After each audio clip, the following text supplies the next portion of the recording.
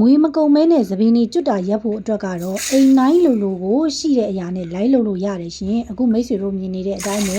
အိမ်တိုင်းကလည်းဒါထမင်းချက်သားရတယ်လीနော်ဆန်ကတော့မရှိမဖြစ်အရာပဲအဲ့တော့ဒီနည်းနဲ့သပင်းကျွတ်တက်တာအောင်လုပ်မယ်ပြီးတော့ဆန်စည်းရေပထမတရေပေါ့နော်ပထမတရေအရင်ဆုံးဆန်ကိုဆေးလိုက်မယ်အဲ့ဒီပထမတရေကိုမသုံးဘူး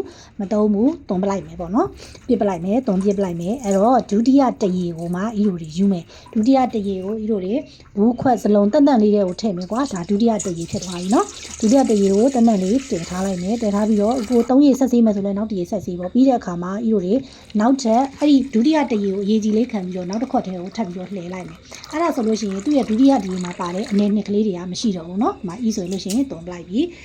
အဲ့ဒီထဲကိုမှဤလိုတွေစားထည့်မယ်စားအနည်းငယ်ထည့်မယ်ဤကတော့ဒါကော်ဖီဖြောတဲ့ဇွန်းလေးနဲ့တဇွန်းထည့်လိုက်တယ်ပေါ့နော်စားထည့်လိုက်မယ်ထည့်ပြီးလို့ရှိရင်တမအောင်မှွေးလိုက်မယ်မိတ်ဆွေတို့ကတော့အုံးစီပေါ့နော်အစီတစ်မျိုးမျိုးထည့်ဤကတော့ A3 plus အားပြည့်စီလေးကိုထည့်တယ်အဲ့ဒါလေးကိုဤလိုတွေ2ညစ်3ညစ်လောက်လေးထည့်လိုက်တယ်ပေါ့နော်30လောက်လေးထည့်လိုက်တယ်ပြီးရင်မိမိလျှော်နေကြပုံမှန်ဆွဲသုံးနေကြရှမ်ပူဤကတော့မြမအလှသုံးလို့မြမအလှကိုထည့်တယ်ပေါ့နော်မိတ်ဆွေတို့က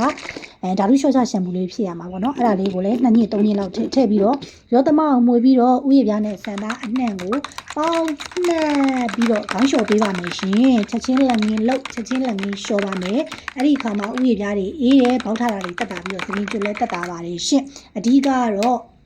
ဤလိုတွေအစီတစ်မျိုးမျိုးကိုသုံးပေးမယ်အဲ့ဒါကတော့ဤကတော့ A3 plus အားပြည့်စီကိုထည့်တယ်ပြီးရင်မြန်မာအလှလေးနဲ့လျှော်တယ်မိတ်ဆွေတို့ကတော့အုံးစီနဲ့မိမိလျှော်နေကြရှမ်ပူလေးကိုလျှော်ပေးပါရှင်ခေါင်းလျှော်တဲ့အခါမှာလည်းဥယျာပြားနဲ့ဆန်သားနဲ့ကိုအနည်းငယ်လေးဖိနှိပ်ပြီးတော့လျှော်ပေးပါသပင်းကျွန်းတက်တာပါလေရှင်ကျေးဇူးပါ